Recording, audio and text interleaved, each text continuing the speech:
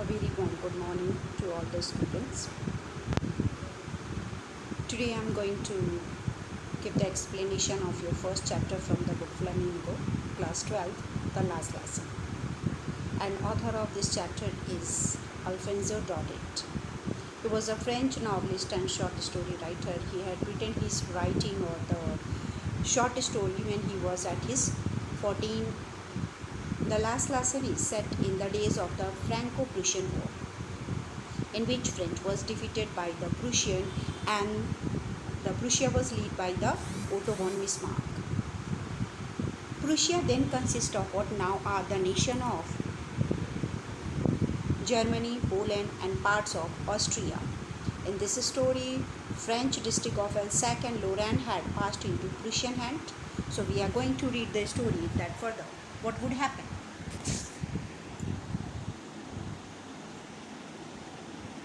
The new Prussian rulers discontinued the teaching of French in the schools of these two districts, and the French teachers were asked to leave. The story describes the last days of one such French class under M. Hamel. M. Hamel could no longer remain in his old school. He gave his last lesson with utmost devotion. So let's continue about of the student and M. Hamel.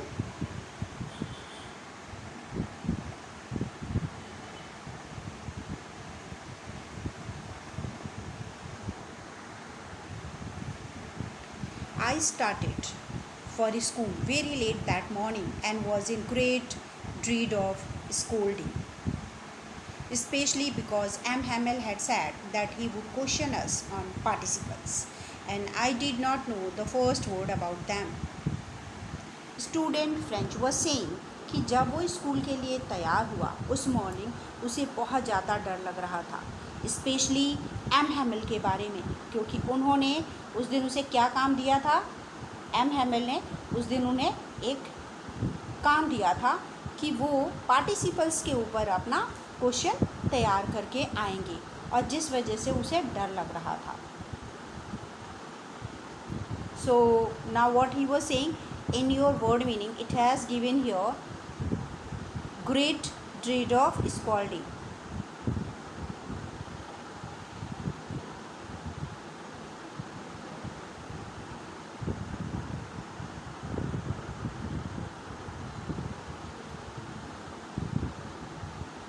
The great dread of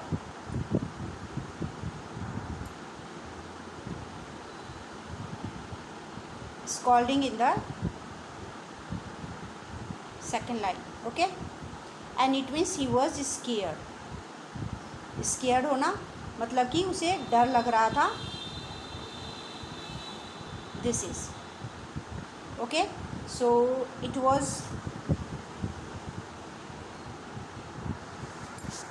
great dread of scolding means he was scared. अब and he said that उसको इस participles के बारे में पता भी नहीं था. सो कुछ टाइम के लिए उसे ये लगा कि वो सारा दिन स्कूल से बाहर इधर उधर भागेगा, खेलेगा और सारा टाइम स्पेंड कर देगा. It was so warm, so bright, the birds were chirping in the edge of the woods, and in the open field back of the sawmill, the Prussian soldiers were drilling. It would be the autumn season, and especially in the European country, you know very well कि snowfall ज़्यादा होता है, धूप बहुत कम निकलती है. तो इस फ्रेंच बच्चा जो है वो कह रहा है कि बाहर बहुत अच्छी रोशनी थी, खिला हुआ सा धूप था, और बर्ड्स जो है वो लकड़ियों के एज पे, पेड़ की डालों पे बैठ करके चिरपिंग कर रही थी, और चारों तरफ जो है खेत, ओपन फील्ड था, और 100 मील जो था उसके पास प्रूशिया के जो सोल्जर्स थे वो ड्रिलिंग कर रहे थे. It was all much more tempting than the rules for participle, but I had the strength to resist and hurried off to school. अब कह रहा है बाहर इतना कुछ करने के लिए था. जो बच्चा है इसमें स्टूडेंट फ्रेंच है, वो कह रहा है कि बाहर इतना कुछ करने के लिए था कि मुझे बहुत ज़्यादा टेम्पटेशन हो रहा था कि पार्टिसिपल्स को छोड़ करके मैं अपनी लाइफ को एंजॉय करूं, पर मैंने अपनी सारी स्ट्रेंथ को इकट्ठी की और स्कूल जाने के लिए तैयार हो गया. When I passed the town hall, there was a crowd in front of the bulletin board. For the last 2 years, all our bad news had come from there. The lost battles, the draft, the orders, and the commanding officer. And I thought to myself without stopping what can be the matter now. जब मैं town hall से पास होके जा रहा था तो bulletin board के पास बहुत बड़ी भीड़ इकट्ठी थी। बहुत बड़ी भीड़ इकट्ठी होने का इसका क्या मतलब है, और ये क्यों इतना ज़्यादा सोच रहा है कि बहुत बड़ी भीड़ इकट्ठी थी, तो सो व्हाट, अगर भीड़ इकट्ठी भी थी तो इसको क्या। बट इसको टेम्पटेशन हो रहा था कि भीड़ अगर इकट्ठी है तो अब उसका क्या रीज़न होगा। So he was tempted toward that.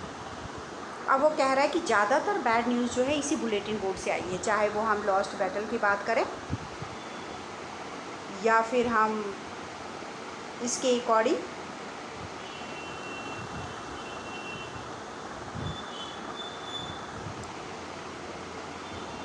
और भी बैड न्यूज़ की बात करें, चाहे वो लड़ाई हार गए या फिर जो ऑर्डर आए, जो कमांड आए उनके जनरल ऑफिसर की तरफ से, वो सारे ही यहीं से होकर के आए हैं। मतलब इन्हीं बुलेटिन बोर्ड के थ्रू पास हुए हैं, सब कुछ इसी पे अनाउंस हुआ है।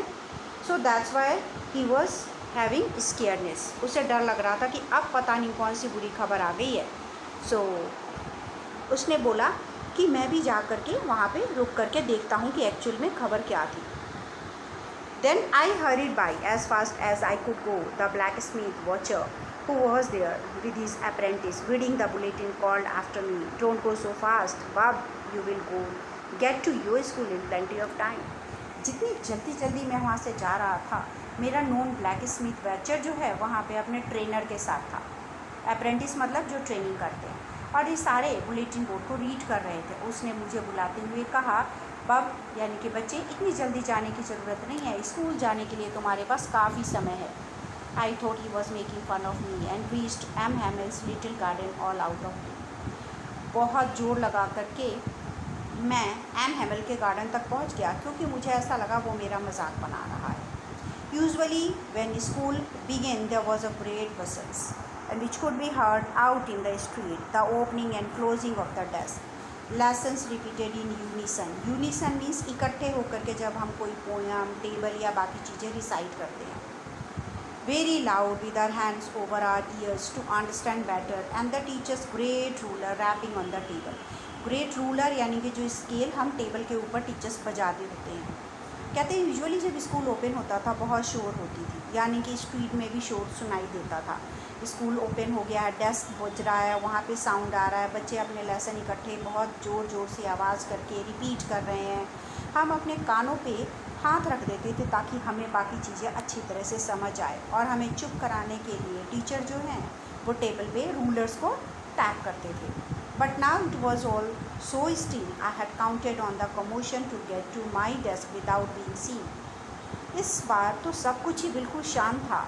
मैंने क्या सोचा था कि विदाउट किसी के देखे बगैर मैं चुप करके अपने डेस्क पे चला जाऊंगा। And that day everything had to be as quiet as Sunday morning.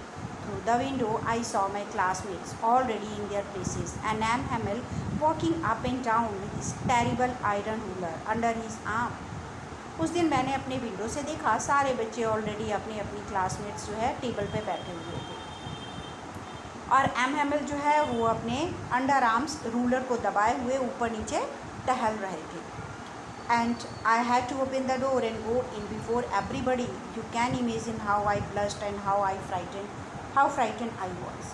कहते हैं मुझे डोर ओपन करना पड़ा। आप अंदाज़ा लगा सकते हैं कि मुझे कितनी ज़्यादा शर्मिंदगी। ब्लश्ड हियर मीन्स शर्माना, मतलब वो पकड़ा गया लेट आकर के, इसलिए उसको शर्मिंदगी हो रही थी, और साथ में वो डरा हुआ भी था।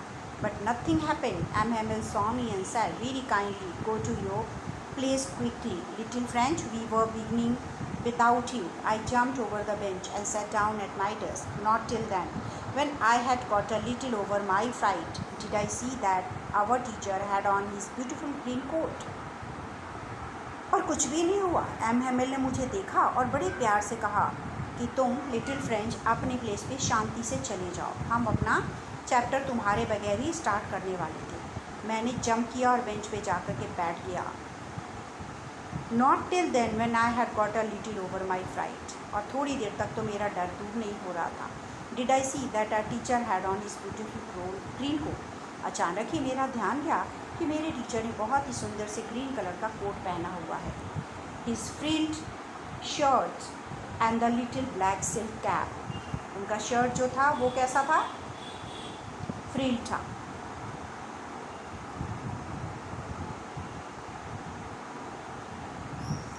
और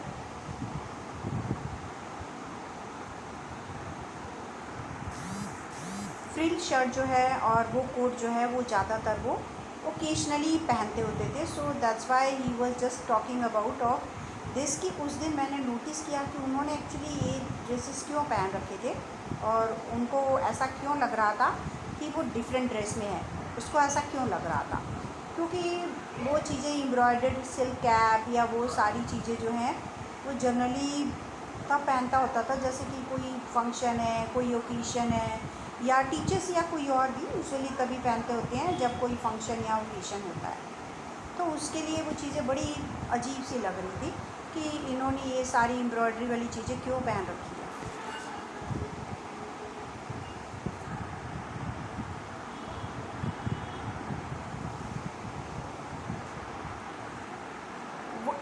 that he never wore except the inspection and prize days beside. अब वो सारी चीज़ें उन्होंने कभी भी पहले नहीं पहनी। जब इंस्पेक्शन डे या प्राइस डिस्ट्रीब्यूशन का कोई डेज होता था तभी वो ये सारी चीज़ें पहनते होते थे। The whole school seem so strange and the solemn, but the thing that surprised me most was to see on the back benches that were always empty. सारा स्कूल बिल्कुल ही शांत और बिल्कुल ही पीसफुल नज़र आ रहा था। पर सबसे ज़्यादा सरप्राइजिंग चीज़ मेरे लिए क्या थी कि क्लास के बैक बेंच तो ज़्यादातर खाली होते थे और वहाँ पे विलेज के लोग बैठे हुए थे quietly. The village people sitting quietly like ourself, वो भी हमारे जैसे बच्चों की तरह। अब उस गांव के लोगों में से कौन कौन था? Old Hauser with these 3 corner hat, पुराने हॉजर जिसमें 3 कॉर्नर वाले हैट पुराने ज़माने में पहने जाते थे उस तरह का उन्होंने पहना हुआ था। फॉर्मर मेयर यानी कि पुराने मेयर जो थे, former post master and the several others besides. Everybody look sad and Hauser had brought an old primer thumbed at the ease and he held it open on his knees with his great spectacles flying across the pages।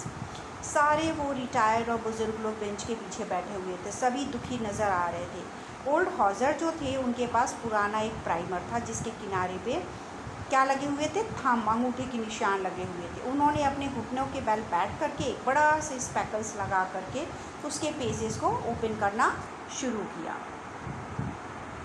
While I was wondering about it all, M. Hamel mounted his chair and in the same grave and gentle tone which he had used to me said, "My children, this is the last lesson I shall give you." मुझे बहुत हैरानी हो रही थी। M Hamel ने अपने chair को घुमाया और उसी आवाज़ में बहुत ही प्यारे से टोन में कहा जैसे मुझसे बात की थी कि मेरे बच्चों, आज मैं तुम्हें लास्ट लेसन देने जा रहा हूँ। The order has come from Berlin to teach only German in the school of Alsace and Lorraine। यानी कि मुझे ऑर्डर आया है। कहाँ से आया है? फ्रॉम बर्लिन, बर्लिन से आया है कि स्कूल में, अल्सैक और लोरेन के स्कूल में सिर्फ जर्मन पढ़ाया जाएगा। So the new master comes tomorrow and this is your last French lesson. I want to be very attentive. तुम्हारा जर्मन का नया मास्टर कल से आएगा और फ्रेंच का आज लास्ट लेसन है, इसलिए मैं बहुत ज़्यादा अटेंटिव होना चाहता हूँ, ध्यान से पढ़ाना चाहता हूँ। What a thunder clack these words were to me. ये सारे वर्ड्स जो है मेरे लिए अचानक ही ऐसे बहुत ही सरप्राइजिंग और शॉकिंग थे। Oh the riches that was that what they had put up at the town hall. अचानक ही उसको याद आता है कि टाउन हॉल के बुलेटिन बोर्ड के पास जो बहुत सारी भीड़ इकट्ठी थी वो क्यों थी, और वो सोचता है कि अच्छा, टाउन हॉल के बाहर इसलिए इतनी भीड़ थी। My last lesson, why I hardly knew how to write, I should never learn any more, I must stop here, then oh how sorry I was not learning my lesson for seeking birds' eggs or going sliding on the sod, my books that had seemed such a nonsense a while ago, so heavy to carry. My grammar and my history of the saints were old friends now that I could not give up. अब वो कहता है कि अच्छा, मेरे French का last lesson होगा, क्यों? मुझे तो इसके बारे में कुछ नहीं पता, हार्डली मैं इसको लिखना जानता हूँ, मैंने इसके बारे में कभी ज़्यादा नहीं पढ़ा, अब मुझे इसे रोकना पड़ेगा।